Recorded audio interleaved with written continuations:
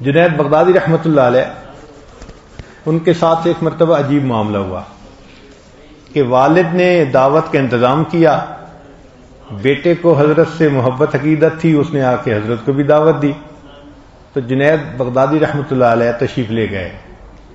دروازے پہ والد صاحب کھڑے تھے، ان کا جی میں نے تو آپ کو نہیں بلایا، واپس آ گئے۔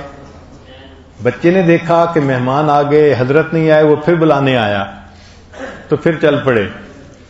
جب دروازے پہ باپ کھڑا تھا، اس نے کہا میں نے تو نہیں آپ کو بلایا، پھر واپس۔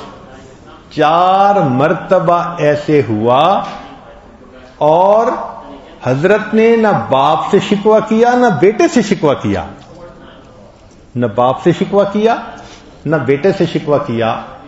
تو لوگوں نے لکھا ہے کہ کسی نے پوچھا کہ کیا مسئلہ، تو وہ فرماتے ہیں کہ اس وقت ان کی تجلیات کا فعالیہ کا سبق تھا، تو وہ یہ سمجھ رہے تھے اللہ مجھے دکھانا چاہتے ہیں، میں چاہتا ہوں تو اپنی نعمت کا دروازہ کھول دیتا ہوں، پہنچتے ہو تو دروازہ بند کر دیتا ہوں، یہ سب میرے اختیار میں ہے۔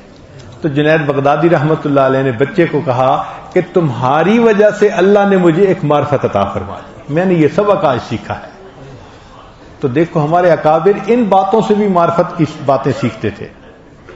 ہمارے سلسلہ کے بزرگ ہیں خواجہ ابوالحسن خرقانی رحمۃ اللہ علیہ، ان کی بات عجیب ہے۔ فرماتے ہیں کہ میں نے زندگی کے 40 سال ہمیشہ مہمان کی نیت سے کھانا بنایا اور خود اس کا طفیلی بن کے کھانا کھایا۔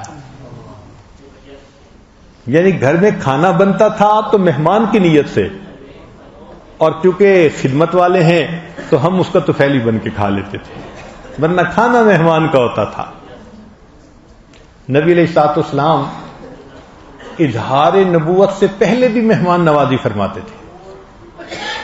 چنانچہ خدیجہ الکبریٰ رضی اللہ تعالیٰ عنہ نے کہا تھا کہ انک لتصل الرحم وتحمل الکل وتقرئ الضیف، اور آپ تو مہمان نوازی کرنے والے ہیں۔